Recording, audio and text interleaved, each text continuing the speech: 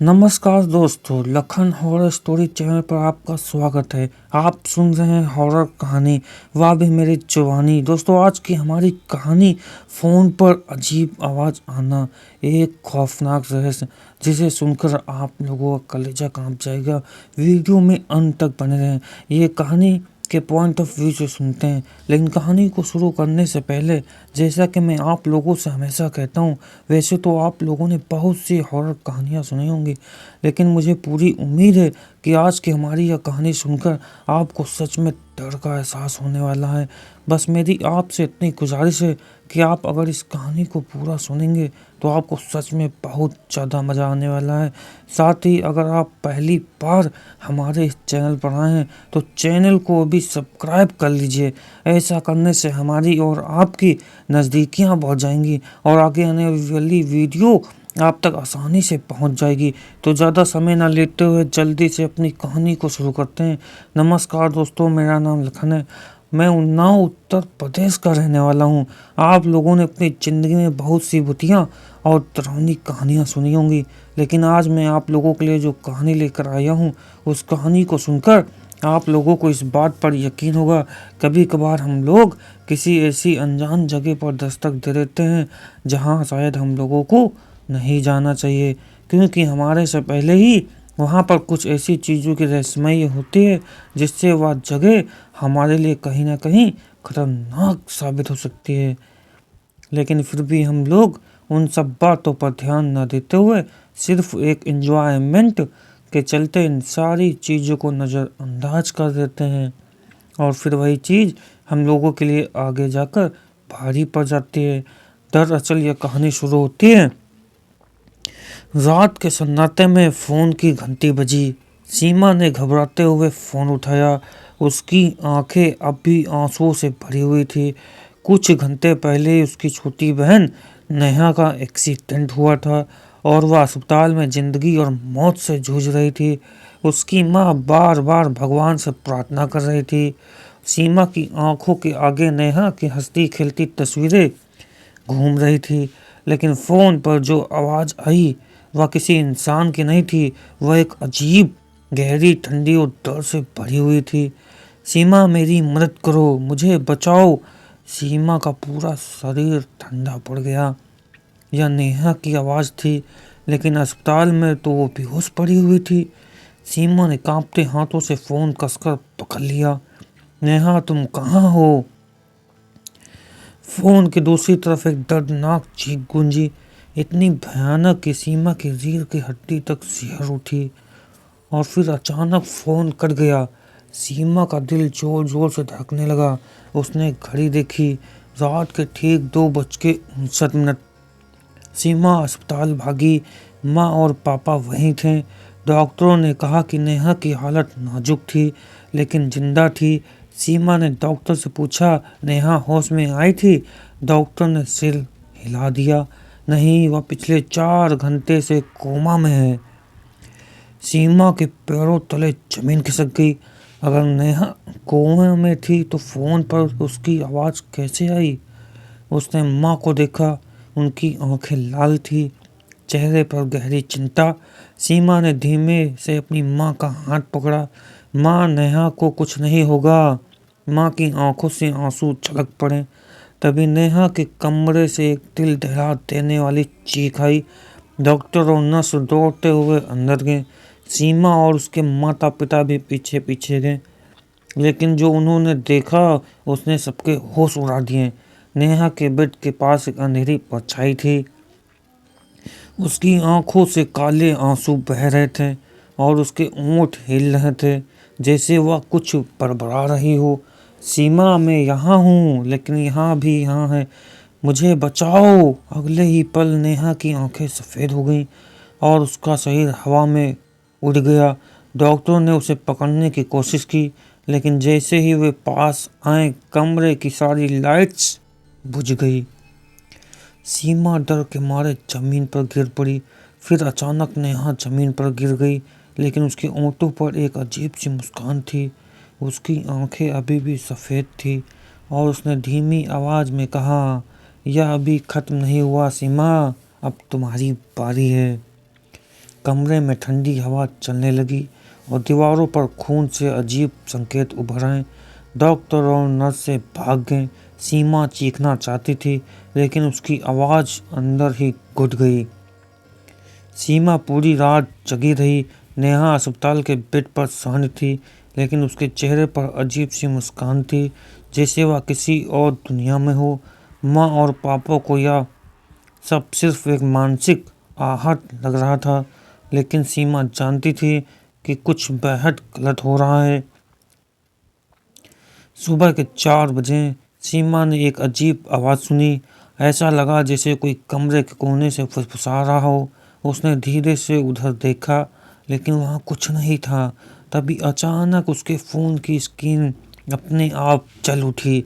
एक अनजान नंबर से एक मैसेज आया, अगर नेहा को बचाना चाहती हो तो अकेले उस जगह पर जाओ जहाँ आखिरी बार तुम्हारे पिता गए हुए थे। सीमा का दिल तेजी से धड़कने लगा। उसके पिता आखिरी बार, ये सब क्या था? उसने फ़ोन उठाकर पापा से पूछा, पापा आप आखिरी बार कहाँ गए हुए थे? पापा का चेहरा सफ़ेद पड़ गया। पापा ने गहरी सांस ली और कहा, ये बात बहुत पुरानी है सीमा, 20 साल पहले। उन्होंने बताया कि जब सीमा और नेहा बहुत छोटे थे तब वे एक पुराने गांव के मंदिर गए हुए थे जहां उन्होंने एक बंद दरवाज़ा देखा। वहां के पुजारी ने उन्हें चेतावनी दी थी, उस दरवाजे को कभी मत खोलना। लेकिन जिज्ञासावश उन्होंने दरवाजे को छू लिया था।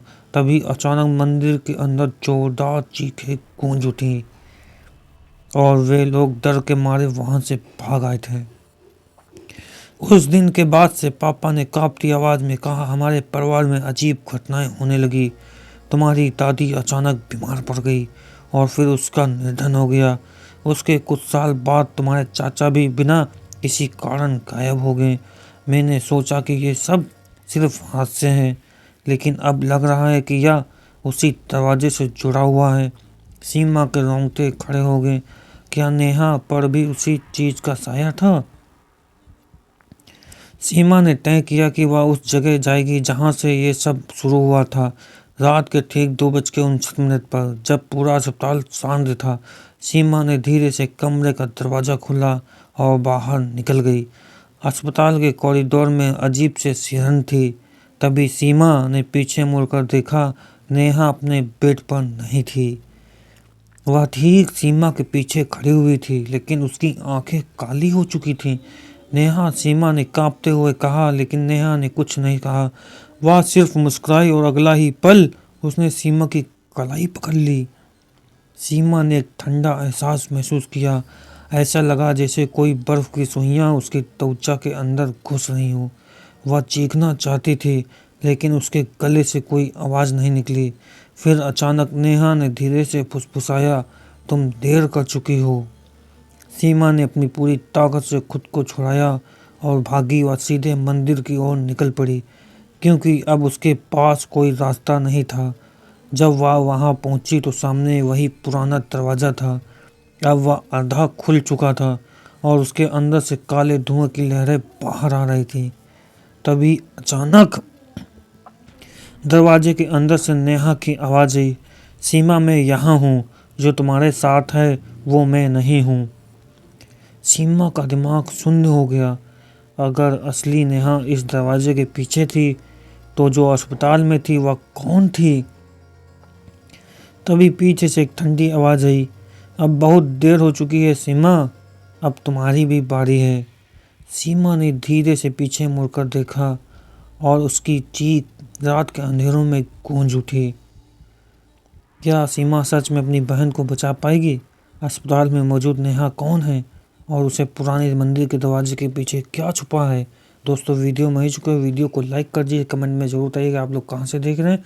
आप लोग कमेंट में अपना नाम ज़रूर बताइएगा ताकि अगले वीडियो में सम्मानपूर्वक आप लोगों का नाम लिया जा सके। और चैनल को सब्सक्राइब करना बिल्कुल ना भूलिएगा ताकि अगला वीडियो आप तक आसानी से पहुँच जाए। वीडियो में अंत तक बने रहें। सीमा का पूरा शरीर दर्द से सुन्न हो चुका था। मंदिर के पुराने दरवाजे के अंदर से नेहा की चीखें आ रही थीं और पीछे से कोई उसकी तरफ बढ़ रहा था। उसने हिम्मत जुटाई और धीरे से पीछे मुड़ी। जो नेहा अस्पताल में थी वह अब उसके सामने खड़ी हुई थी, लेकिन अब वह पूरी तरह से इंसान नहीं लग रही थी।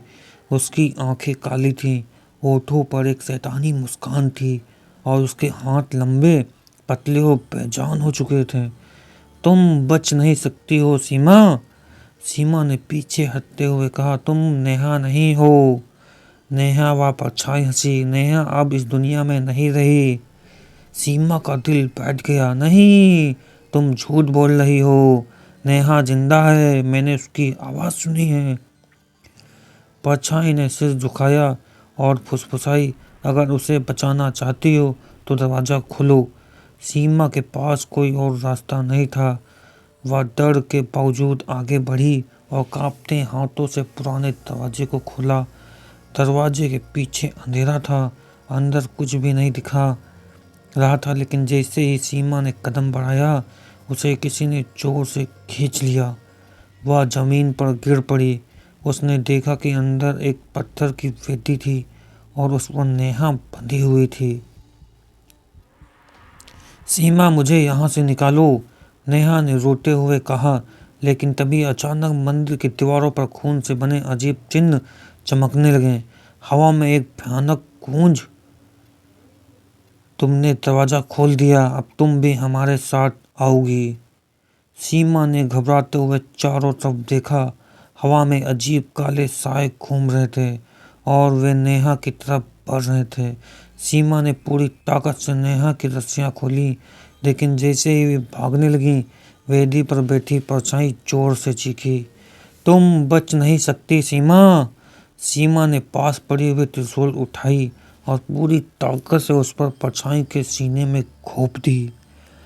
भयानक चीख गूंज उठी। पूरा मंदिर हिलने लगा। दरवाजे के पीछे से सफ़ेद रोशनी निकली और उन काले साए को खींचने लगी। नेहा ने सीमा का हाथ कसकर पकड़ा। भागो दीदी। सीमा और नेहा मंदिर के बाहर निकली और पीछे से वह दरवाज़ा जोरदार धमाके के साथ बंद हो गया।